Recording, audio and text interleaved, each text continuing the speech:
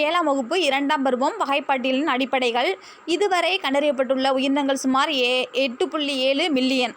பிரிவுகளின் அடிப்படை என்பது வகைப்பாட்டியல் பிரிவுகளை மற்ற உயிரினங்களோடு அவற்றிற்குள்ள தொடர்பினை இறங்கு வரிசையில் அமைக்கும் முறை லின்னேயஸ் என்பவரால் அறிமுகப்பட்டதால் இது லின்னேயஸ் படிநிலை என்று அழைக்கப்படுகிறது.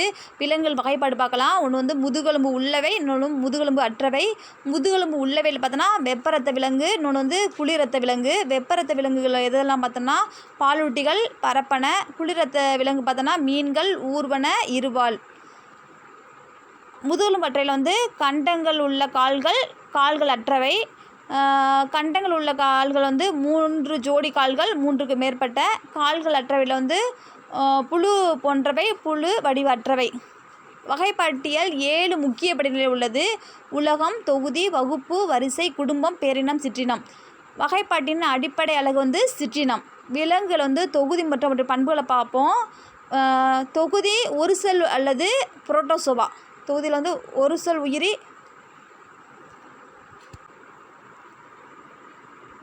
தொகுதி துளை உடலிகள் அப்படின்னா பெரிபெரா. குழி உடலிகள்னா சீலோன்ட்ரிரேட்டா.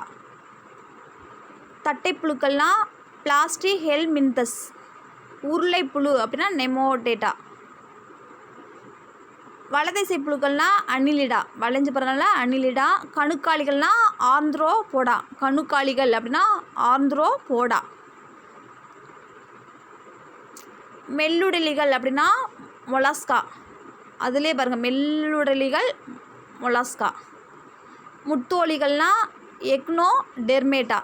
முத்தோலிகள்னா எக்னோடெர்மேட்டா. மீன்கள் அல்லது பிஸ்ஸஸ். அதில் மீனுக்கு இங்கிலீஷ் சொல்லலாம் ஃபிஷ் சொல்லுவோம்ல, ஃபிஷ்ஷஸ். இருவாழ்விகள்னா ஆம்பிபியா. ஊர்வன அப்படின்னா ரெப்டைல்ஸ். ஊர்வனனா ரெப்டைல்ஸ். பறவைகள் அல்லது ஏவல். பாலூட்டிகள் அல்லது மெமிலியா.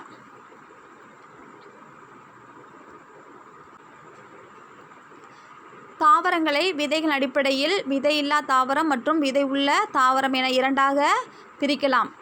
இப்போ பார்த்தோன்னா தாவர வகைப்பாடு விதையில்லா தாவரம் அப்படின்னா தாலோபைட், பிரயோபைட், டெரிடோபைட். தாலோபைட்டுக்கு எடுத்துக்காட்டு பாசிகள், அது காரான்னு சொல்கிறோம். பிரயோபைட்டுக்கு மாஸ்கள், எடுத்துக்காட்டு யூபினேரியா. மாஸ்களுக்கு யூபினேரியா. டெரிடோபைட்டுக்கு பெரணிகள், இதுக்கு அடியாந்தம். பெரணிகள்லாம் அடியாந்தம். விதையுள்ள தாவரம் ஜிம்னோஸ்பம், இன்னொன்று ஆஞ்சியோஸ்போம். ஜிம்னோஸ்பம்னா திறந்த விதை தாவரம், ஆஞ்சியோஸ்பம்னா மூடிய விதை தாவரம். தாவரங்கள் பூவின் அடிப்படையில் பூக்கும் தாவரம், பூவா தாவரம் என 2ஆக பிரிக்கிறோம். இதில் பூவா தாவரம் பார்த்தோம்னா 4 இது இருக்குது. Thallophyte, bryophyte, டெரிடோபைட், gymnosperm. அதே பூக்கும் தாவரம் ஆஞ்சியோஸ்பம் ஒரு வித்திலை தாவரம், இரு வித்திலை தாவரம் சொல்கிறோம். ஒரு வித்திலை தாவரத்தை எடுத்துக்காட்டு நெல், இது சல்லிவே தொகுப்பு உடையது. இரு வித்திலை தாவரம் புளிய மரம், ஆணிவே தொகுப்புடையது. ஆல்காக்கள் தாவர உடலானது வேர், தண்டு, இலை என வேறுபாடற்று காணப்படுகிறது. இதனை தாலஸ் என்கிறோம். ஒரு செல் அல்லது பல செல்லால் ஆன நாரிழைகள் ஆல்காக்கள் கொண்டுள்ளன. மாஸ்களில் தாவர உடலானது உண்மையான வேர், தண்டு, இலைகள் என வேறுபாடற்று காணப்படுகிறது. மாஸ்களில் நீரை விரும்புபவை வாழ்க்கை சுழற்சியினை நிறைவு செய்ய இவற்றிற்கு ஈரப்பதம் அவசியமாகிறது. எனவே இவை இருவாழி தாவரம் என அழைக்கப்படுகிறது. மாஸ்கள் தான் இருவாழ்வு தாவரம் என அழைக்கப்படுகிறது. தாவர உடலானது வேர், தண்டு, இலைகள் என வேறுபாடு அடைந்து காணப்படுகிறது. இவை இலைகள் சிறிதாகவோ பெரிதாகவோ இருப்பது பார்த்தோன்னா பெரணியல. நீர் மற்றும் உணவுப் பொருட்களை கடத்தும் வாஸ்குலர் திசுக்கள் பெரணில் உள்ளது. பெரணியில் நீர் மற்றும் உணவுப் பொருட்களை கடத்தும் வாஸ்குலர் திசுக்கள் பெரணில் உள்ளது. அடிப்படையில் நிலத்தில் முதலில் தோன்றிய நிலவாழ் தாவரம், முதல்ல தோன்ற நிலவாழ் தாவரம்னா பெரணிகள். இப்போ ஜிம்னோஸ்போம் மற்றும் ஆஞ்சியோஸ்போம்ஸில் எடுத்துக்காட்டு பார்ப்போம். ஜிம்னோஸ்போம்னா திறந்த விதை தாவரம் தெரியும் நம்மளுக்கு. அது பூவா தாவரம். எடுத்துக்காட்டு பைனஸ், சைக்கஸ், அரக்கேரியா, நீட்டம். ஆஞ்சியோஸ்போம்னா மூடிய விதை தாவரம். இது பூக்கும் தாவரம். இதில் வேர் பார்த்தோன்னா முள்ளங்கி, பீட்ரூட், கேரட் வேரில் உள்ளது. தரைமேல் தண்டு கரும்பு. தரையில் தண்டு வெங்காயம், உருளைக்கிழங்கு. சேமிப்பு இலை அலோ அப்படின்னா சோற்று கத்தாழை, அகேம்னா ரெயில் கற்றாழை. பைனஸை பற்றி பார்ப்போம். பைனஸ் இது வேர், தண்டு, இலை ஆகியவற்றை கொண்டது. இது வந்து ஸ்போரோபைட் தாவரம். பைனஸ் வந்து இது ஒரு ஸ்போரோபைட் தாவரம். இது வந்து ஆண் கூம்பு பெண் கூம்பு என வேறுபாடு உண்டு. பெண் கூம்பு வந்து ஆண் கூம்பை விட பெரிதாக இருக்கும். இதில் வந்து சூல் வந்து விதையாக மாறும். பைனஸ் தாவரம் வந்து வச்சு முத்திரை தாள், ஆல்கலாய்டு போன்றவை தயாரிக்க பயன்படுகிறது. சைக்கோடெயில்ஸ்னால் சைக்கஸ் சொல்கிறாங்க. சைக்கஸ் எப்படி இருக்குன்னா பனை போன்று சிறிய மரம், நேரானது, கிளைகள் இருக்காது. சிறகு வடிவ கூட்டிலைகள் கூம்பு வடிவ உச்சியை வந்து உருவாக்கின்றன. ஆணிவேர் தொகுப்பு பவள வேர்களை கொண்டுள்ளது. அடுத்து உள்ளது அரக்கேரியா.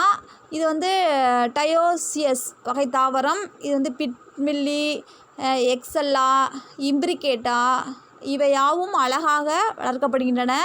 இது வந்து குரங்குகளின் குழப்பம் என அழைக்கப்படுவது வந்து அரக்கேரியா பிட்வெல்லி. குரங்குகளின் குழப்பம் என அழைக்கப்படுவது வந்து அரக்கேரியா பிட்வெல்லி தான் குரங்குகளின் குழப்பம் என அழைக்கப்படுகிறது. நீட்டம். இது முடக்குவாதத்தை சரி செய்ய பயன்படும் ஜிம்னோஸ்பம் தாவரம். நீட்டம் வந்து முடக்குவாதத்தை சரி செய்யப்படும் ஒரு ஜிம்னோஸ்பம் தாவரம். இது சிற்றினமாகவும் சில மரமாகவும் காணப்படுகிறது. இதனுடைய மலட்டுப்பூ வந்து பிஸ்டிலேடுகள் எனப்படும். மலட்டுப்பூவுக்கு வந்து எப்படி சொல்கிறாங்கன்னா பிஸ்டிலேடுன்னு சொல்கிறாங்க. இது வந்து இருவித்திரை தாவரமாகும். பிரயோபில்லம் என்னும் தாவரம் இலைவெளி இனப்பெருக்கம் செய்யக்கூடிய ஒரு ஆஞ்சியோஸ்போம் ஆகும். வாஸ்குலர் கற்றைகள் உடையவை. சைல திசுகள், சைல குழாய்கள் மற்றும் புளோய திசுகள், துணை செல்கள் இன்றியும் காணப்படுவது ஜிம்னோஸ்போம். ஆஞ்சியோஸ்போம்கள் வந்து புள்ளிவட்டம், அள்ளிவட்டம், மகரந்தத்தாள் வட்டம், சூலக வட்டம் என 4 அடுக்குகளை கொண்ட மலர்களை உருவாக்குவதால் இவை வந்து பூக்கும் தாவரம் எனப்படுகிறது. ஆஞ்சியோஸ்போம் வந்து பெண் இனப்பெருக்க உறுப்பான சூலகம் வந்து கனியாகவும் சூல்கள் வந்து விதையாகவும் உருவாகின்றது. ஆஞ்சியோஸ்போம் வாஸ்குலர் திசுவான சைல குழாயையும் புளோயம் வந்து துணை செல்லாகவும் கொண்டுள்ளது.